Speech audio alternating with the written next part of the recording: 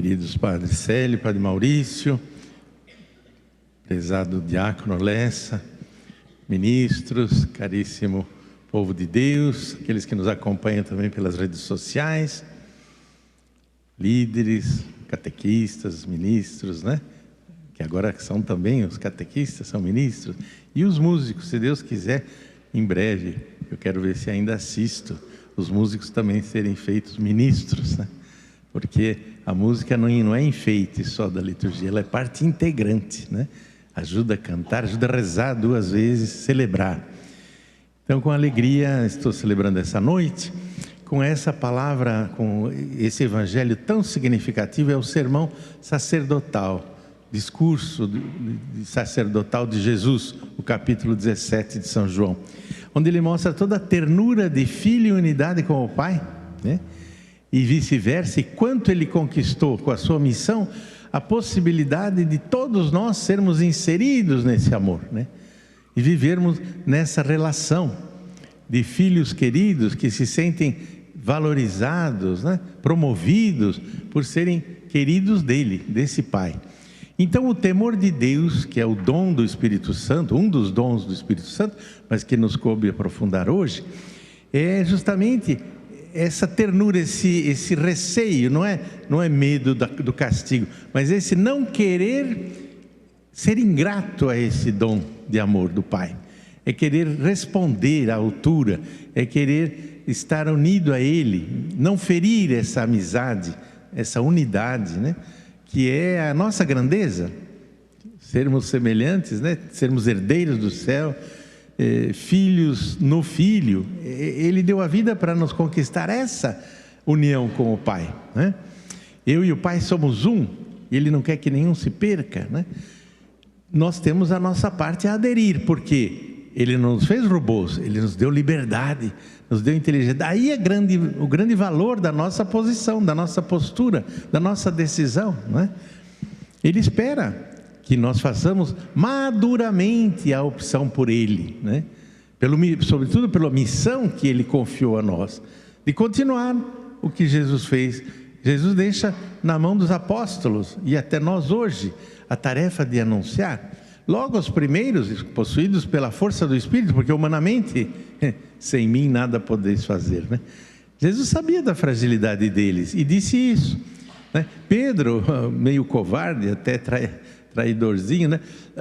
Convertido, porém, e aberto ao Espírito Santo, porque quem assume a missão de Jesus merece o Espírito Santo, acolhe, recebe, porque Ele não nos deixa sós. A missão é dele, Ele sabe o quanto precisa fazer para que nós possamos ser os instrumentos úteis devidos à missão. Não nos abandona, né? Nos dá força, Ele vem até nós. Mas é preciso nós aderirmos a esse projeto, conscientemente, livremente, no amor, né? Os santos descobrem isso e fazem radicalmente a vivência do Evangelho, mas não por medo do inferno, por desejo de não ferir esse amor, né? A gente vê o São Francisco de Sales viveu de tal forma e propagou essa maneira de ser, que até hoje o nosso superior geral, depois de tantos anos, né, pega como ideia, ano passado, essa atitude de São Francisco, né? Fazer tudo por amor, nada pela força. Se entra a força, não tem valor, né? Não é opção, não é decisão, não é criativa, não é do amor que se dedica, né? Que se entrega, que se doa. Há uns anos atrás, eu era padre novo, a inspetoria foi conhecer uma obra dirigida pela Liga das Senhoras Católicas, era da Liga das Senhoras Católicas, lá em São Paulo. Eram 600 jovens, divididos em comunidades de 36, em casas, onde tinha um casal de assistentes sociais que queriam formar uma família, seriam os pais daquele grupo, né? E nós chegamos lá, me lembro, Dom Hilário e eu entramos numa das casas, era 5h30, 6 horas da tarde, no lusco-fusco, meio escurinho já, a turminha toda de banho tomado, no tapete, sentadinhos assistindo televisão, numa tranquilidade, numa serenidade que causou inveja. No primeiro momento nós pensamos, nossa, mas que pedagogia é essa? Que consegue desses capetinhas, né, ficarem todos quietinhos aí assistindo a televisão tranquilamente. A gente lida com crianças, sabe que criança normal. Imagine esses que eram pilantrinhas já, né? Como é que conseguiram isso? Quando acende a luz e o casal então vai nos apresentar, etc. Eu olhei bem assim ao lado da televisão, tinha um porrete. Aí a coisa ficou um pouco diferente, né? O sistema repressivo, estavam quietinhos porque senão o porrete funcionava, né? Então assim é fácil, mas não tem valor, né? Eles não criam convicção, não fazem por amor. Na ausência desse assistente, foi muito difícil depois dos nossos salesianos, nossos assistentes, eles compreenderem a amizade desinteressada, a proximidade, o estar junto, né? Sem a cobrança, sem a força. Então, coisa infantil, imatura. Deus nos quer pessoas, filhos maduros na fé. E Nossa Senhora deu esse exemplo desde o começo, até antes de ter a missão de Jesus, ela foi escolhida para receber esse que seria o que ela já previa e exerceu, docilidade ao projeto de Deus, né? Não queria trair, não queria ferir, não queria decepcionar. Não, mas eu não sou casada, não, mas como que vai ser o noivo, como vai entender essa gravidez? Tinha mil desculpas. E quantas vezes na vida nós recebemos propostas de Deus que vêm através de situações dos irmãos e nós arranjamos mil desculpas para nos sentirmos desincumbidos, né? Desincumbidos, sem olhar objetivamente aquela urgência, aquela necessidade que se apresenta como surpresa, mas é de Deus muitas vezes, né? Deus não fala na rotina preparada, tudo bonitinho, previsto, né? Então é ali que Nossa Senhora provou bem, mas é o Senhor que quer, faça-se em mim a tua palavra, eis aqui a serva do Senhor, né? E quantas vezes, e não desanimou. Se Jesus foi até a cruz e deu a vida, Maria também foi até o pé da cruz, né? Dos apóstolos, só o João, um jovenzinho, adolescente, talvez por ser mais puro, ingênuo, não imaginar o que podia acontecer com ele, foi lá dar prova de amor, né? Mas é esse amor que nós devemos ter, né? Não é o dos apóstolos que fugiram. Depois, possuídos pelo Espírito Santo, agiram, entenderam, foram anunciar, né? E o Papa hoje nos lembra dessa missão. O que ele nos fala com frequência, a igreja em saída, não é para ficar aí, nós recebemos sim os sacramentos, a formação, a palavra de Deus, não é? Mas depois é para distribuir. São alguns momentos fortes de privilégio, para depois dar testemunho e ir atrás daqueles que não têm esse privilégio. Não é um grupinho à parte de privilegiados, né? Que só recebem bênçãos e favores e presentes porque vivem bem, né? Pelo contrário, nós somos chamados a ir anunciar e aceitar então essas propostas. Nossa Senhora aceitou, disse o sim. Paulo, quando se converteu, depois de pensar que estava fazendo muita coisa, mas não era bem o que ele devia fazer, finalmente ele perguntou: Senhor, que queres que eu faça? Né? São João Bosco também, e ele viveu isso desde menino, vendo a mãe devota de Nossa Senhora, ele ia com ela na missa, ele via a palavra de Deus, mas depois na prática ele viu umas coisas que ele não entendia, né?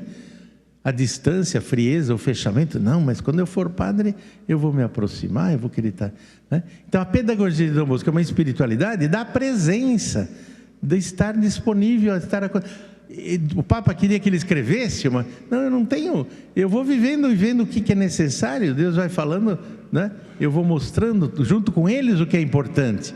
E essa turma e essa leva que ele ensinou é diferente de uma outra turma, num outro país, numa outra cultura, né? Eu celebrei em São Paulo domingo a festa lá, e o pároco, que é diocesano, estava empolgado com a missão salesiana, né? E fez várias citações de exemplos de atuação concreta, né, da pedagogia do amor, que cativa, né? E quantos de nós somos testemunhos, porque muitos ex-alunos, aqui tem grande parte da família salesiana, que vivemos isso. Eu vivi a coisa mais marcante em Lorena. Em Lorena, 2 fatos. Salesianos que, lá tinha faculdade de psicologia, né? E um rapazinho veio de outra faculdade para o 2º ano. E ele me procurou um dia, eu era coordenador de pastoral, padre jovem, e ele falou: olha, padre, a minha família nunca me colocou esse problema, essa experiência de Deus, né? Eu nunca tive isso, né? Eu tive lá na outra faculdade, estava estudando a psicologia objetiva e fria, e aqui eu estou continuando, estou muito contente, gosto daqui do ambiente, mas há um clima, uma fraternidade, uma amizade, uma simplicidade, né? Não sei explicar o que é. Aí passa o Padre Hugo, que tinha fama de santo, como o Padre Rodolfo, né? E acho que a causa do Padre Hugo também a qualquer hora vai para frente. Que era professor de todas as matérias, vivia na biblioteca para preparar a aula, né? Falava: Padre Hugo, o senhor faz meditação em hebraico, em grego, o senhor vai preparar aula de latim para o curso de direito, né? O senhor já sabe, como o senhor... Não, mas esses alunos, ele preparava pensando em cada aluno, né? E então ele tinha essa maneira de ser para o outro, para os meninos, para os jovens, para os universitários, né? E aquele rapaz não sabia explicar, mas passa o Padre Hugo bem na hora, ele fala assim: pois é, olha, eu não sei dizer o quê, mas quando eu vejo aquele homem, eu me coloco o problema de Deus. Ele é um sinal de Deus, é diferente. E outra, esse mesmo professor, né? Nas vésperas da prova de latim, os alunos pediam emprestado meu escritório, a capela, para fazer grupos para estudar para a prova, meio ansiosos. Eu disse: gente, mas nem os seminaristas que moravam ali do lado, nem os seminaristas ficam tão preocupados com o latim, afinal de contas é uma língua, né, assim assada. Não, mas se a gente não for bem na prova, o Padre Hugo fica triste. Eles não queriam deixar o professor triste com nota baixa. Quer dizer, é a atitude do filho que vê a bondade e não quer trair. É o temor, o santo temor da amizade, do respeito, né? Da reciprocidade. E com Deus muito mais deve ser assim, né? Ele nos deu tudo. Tudo que nós temos é dom de Deus. Nós não merecemos, não conquistamos, não compramos, né?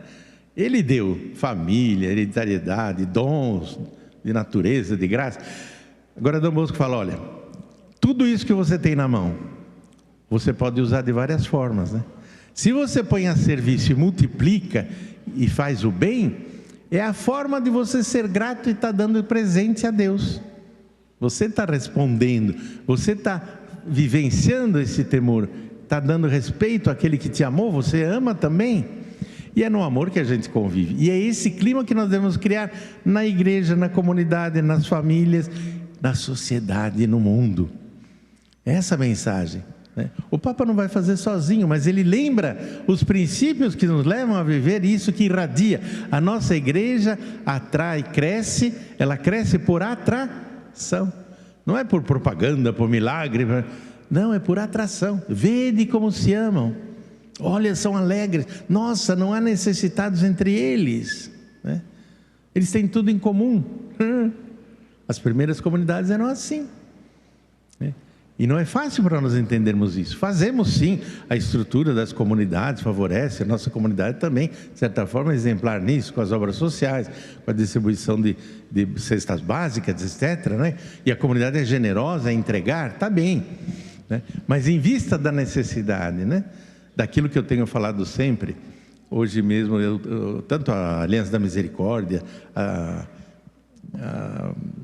Fazenda da Esperança, né? A Consoladora dos Aflitos, estão tentando responder ao Espírito que suscita no coração dessas pessoas, né?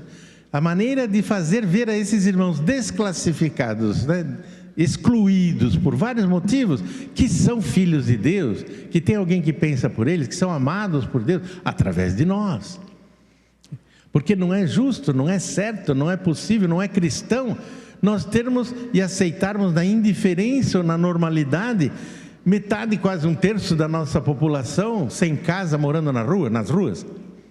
E não é só questão política, Brasil, essa bobagem que nós vivemos aí de polarização, é no mundo. Porque o mundo pensa em si, né? E não pensa em agradar a Deus que é Pai. Portanto, não se sente irmão. Pensa, né? Como aquele adolescente que, conversando comigo, com toda espontaneidade: seu bispo, na minha casa eu cheguei à conclusão, são todos egoístas, só eu que penso em mim, né? Ele não era, né? Nós somos assim. Nós somos o centro, queremos que todos pensem em nós, mas nós saímos de nós mesmos. Provamos, se de fato Jesus resumiu tudo muito fácil.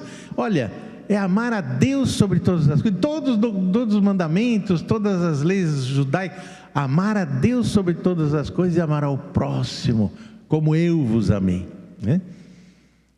A direção de Deus. Agora, é mentiroso de São Joaquim diz que ama a Deus que não vê, se não ama o irmão que vê. É palhaçada. Por isso ninguém quer seguir uma religião, uma fé que não concretiza nada. É falatório, é sentimento, é vibração, é interesse também de vantagens, de milagres, né? Está aí, os nossos irmãos separados reúnem centenas, milhares de pessoas que vão lá ingenuamente, infantilmente, querer milagres para viver bem, sem assumir um compromisso, né? Então Nossa Senhora nos dá o exemplo, e na vida de Dom Bosco ela apoiou, como mãe silenciosa, como em Jesus, ela fazei tudo que ele disser, ela acenou o primeiro milagre, e ela é assim na vida de Dom Bosco e na nossa vida. E eu termino contando algumas coisas muito concretas, né? A gente está em família, partilhar uma experiência. Eu nasci numa família praticamente salesiana, meus pais ex-alunos salesianos, minha mãe lavava roupa, fazia comida, cantando o hino a Dom Bosco, a Domingos Sávio, a Nossa Senhora, Maria Mazarela. E quando eu fui para o colégio aos 7 anos, era igual, era continuidade, o que ela ensinava, o que ela falava, Dom Bosco, os cantos, né? Mas assim mesmo, no primeiro dia de aula, nunca vou esquecer, ela e meu pai me levaram, porque é sempre assim, no primeiro dia o pai vai junto, né?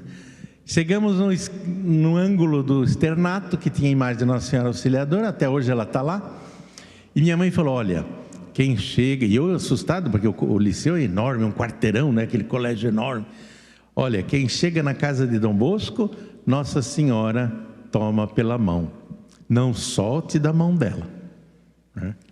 E é o que eu tenho procurado fazer, porque ela está na vida da gente. E quantas vezes eu precisei e ela funcionou? Dom Bosco dizia, acreditai, confiai em Nossa Senhora e vereis os milagres, né? Nossa, eu não vou contar todos, mas enfim, alguns, né, que me impressionaram. Eu era assistente em Lavrinhas, meio catequista, porque eu fui transferido de Lorena, fui o último assistente dos pós-noviços. Aí fui para Lavrinhas na metade do ano e cuidava das celebrações, a parte um pouco de catequista, mas também eu sempre fui muito prático. Tinha um jipão lá, a gente catava a meninada para levar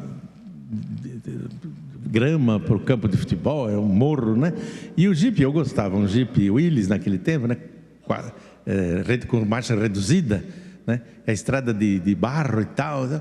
Bom, e os meninos iam ajudar. Então, já os grandinhos da 8ª série estavam na caçamba e eu na direção subindo, né? De repente, um bambu estava na frente, impedindo a passagem. E um deles, que hoje é o padre Aguinaldo, não sei se alguém conhece, né, de Cruzeiro, ele já estava maiorzinho, muito prático também. Imediatamente ele pulou da caçamba e foi lá tirar o bambu. E eu acelerei, né, devagarinho, mas com força, porque o jipe é forte. De repente eu não percebi, o jipe enganchou no bambu e empurrou o menino embaixo da caçamba, né? Aí eu vi que estava difícil de caminhar. Olhei pelo retrovisor, a caçamba estava subindo assim. Quando eu olho para baixo, e subindo em cima do menino. Eu soltei o pé do acelerador, freio, voltei para trás, desci, né? Camiseta dele rasgada assim, com a marca do pneu no tórax, né? Falei, meu Deus, amassou esse menino, né? Eu falei bem, respire, né? Respire, menino, respire. Aí levantei o braço dele, etc. Pois olha, adolescente tem tudo meio flexível mesmo, né? Não aconteceu nada. Ele contava a história, conta ainda, se encontrarem com ele. Nossa Senhora, eu fui agradecer. Aquele dia o terço foi de gratidão, né? Na assistência nós rezávamos o terço no pórtico. Alguns acabavam antes, os pequenos começavam a jogar tampinha, como se fosse futebol, no pórtico, né? E um bloco para cá, para lá, correndo perto do refeitório. De repente, eu e o padre que era ecônomo, o padre Feltrin, olhamos assim, alguém ligou o jipe. Mas eu falei, essa hora ninguém vai sair, o que é isso, né? Um danadinho da 8ª série, essa coisa de adolescente, né? Quis mostrar que sabia lá para alguém, ligou o jipe, né? E se descontrolou, acelerou, o jipe tem força, foi pelo pórtico, Na hora em que a meninada estava jogando a tampinha, né? Falei para o Econo, prepare-se, varreu um grupo, porque estavam todos jogando tampinha ali, né? E nós ficamos brancos. Eu falei, Nossa Senhora, eram as últimas Ave Marias, né? Fomos lá, pois bem na hora que o jipe disparou, as tampinhas tinham ido para lá, o bloco de menino, porque ele vai tudo junto atrás da bola, né? Todo o bloco tinha ido para lá, o jipe bateu na entrada do refeitório, não machucou ninguém, né?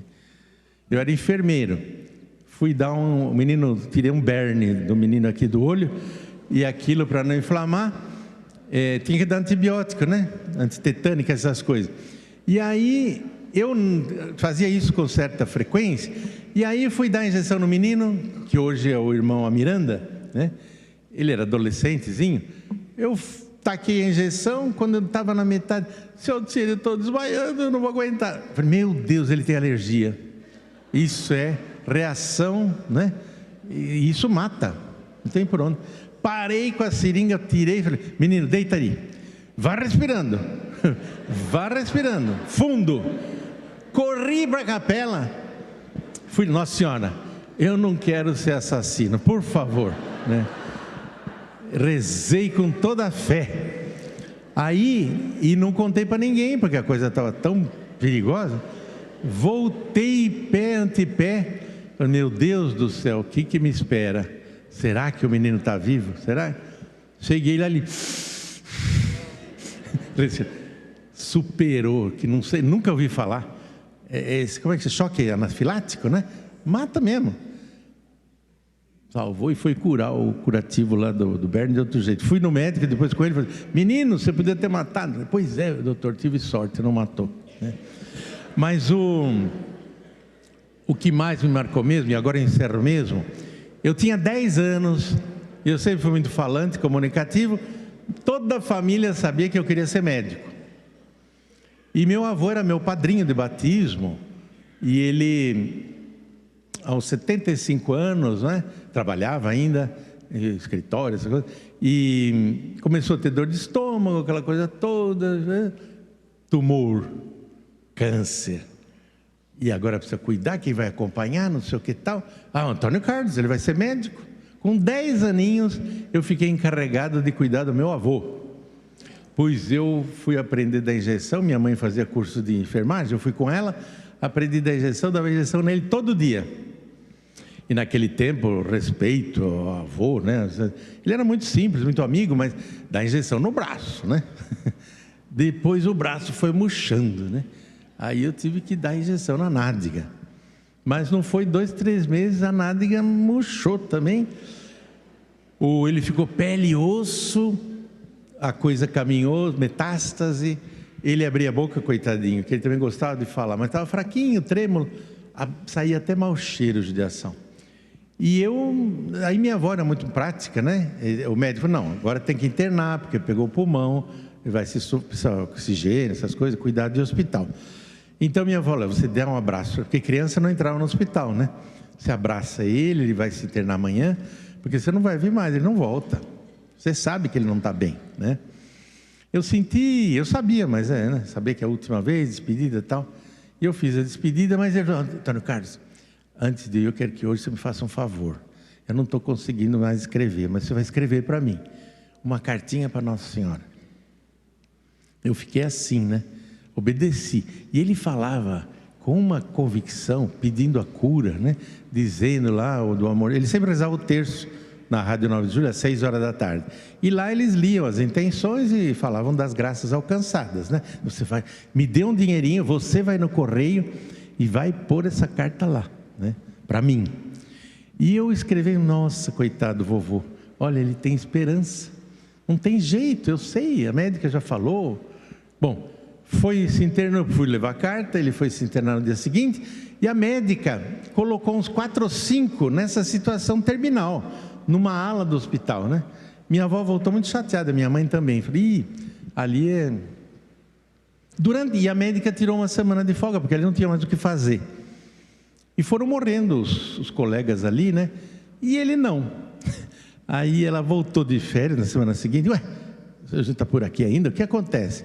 Não sei, ele está até melhorzinho, anda comendo, e até ajudou, despediu dos outros, ajudou, e só está ele agora.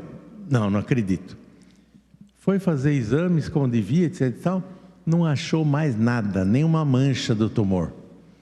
Ele só estava magro e fraco. Voltou para casa, em 15 dias ele batia uns pratos de arroz com feijão, né? Ficou forte e voltou a trabalhar. Morreu com 80 e tantos anos. Imagine a minha cara, né? Diante de Nossa Senhora. Porque eu tinha certeza que ele não ia viver. E ele sarou, viveu conosco ainda mais 10 anos. Foi a grande marca. Então, quando eu depois, aos 18 anos, né, vou fazer uma experiência missionária lá no norte, e me dá uma crise de ver os missionários, o bispo velhinho que estava há 30 anos lá, etc., e a alegria daquele povo que nos recebeu, e eu me sentindo o mesmo. Eu achei que nunca ia sair de São Paulo, e que eu não aguentaria viver fora de cidade interior, de coisa nenhuma, né? Mas eu tomei banho no rio lá, comia comida fria do exército, e me senti a mesma pessoa, né? E entrei em crise. Aí você vai ver, né? Vamos fazer experiência, era prático, não adianta empurrar, ficar com essa ideia na cabeça, tirar da... Falei, mas não vai dar certo, eu nunca pensei, né? Aí eu vou fazer o que eu quero. Mas eu fui experimentar, deu certo, né? Só que faltava 10 anos para ser padre, né? Depois do colegial, né? Eu vou ficar meio retardado perto dos meus colegas, né? 5, 6 anos vai ser engenheiro, médico, né? Jovem tem essas coisas, né? De turma, de grupo. Mas olha, os 10 anos voaram e já passou 45, né? E eu que não pensava nem em ser padre, fiquei bispo. Agora, e quando o inspetor, quando eu falei para ele assim, seu bispo, mas eu não... então você chega das missões, você troca a mala e vai para o noviciado. Eu falei, mas padre, noviciado, eu não fiz nem aspirantado, eu vou dar muita bola fora lá, não sei. Não fiz aspirantado, preparação. O aspirantado foi a sua família, viu? Né? Então, quando dizem assim, você é simpático, você é comunicativo, do que eu recebi de Deus, da minha família, do salesiano, eu devia ser muito mais santo, né? E Nossa Senhora está lá, não soltei da mão dela, e quantas vezes ela se apresentou presente nas horas, sobretudo das dificuldades, em que eu precisava desse auxílio. Então, com muita simplicidade, desculpe ser longo, mas eu quis partilhar algo vivencial do amor de Nossa Senhora por mim e por todos nós, se acreditarmos nela. Louvado seja nosso Senhor Jesus Cristo. Viva Nossa Senhora Auxiliadora!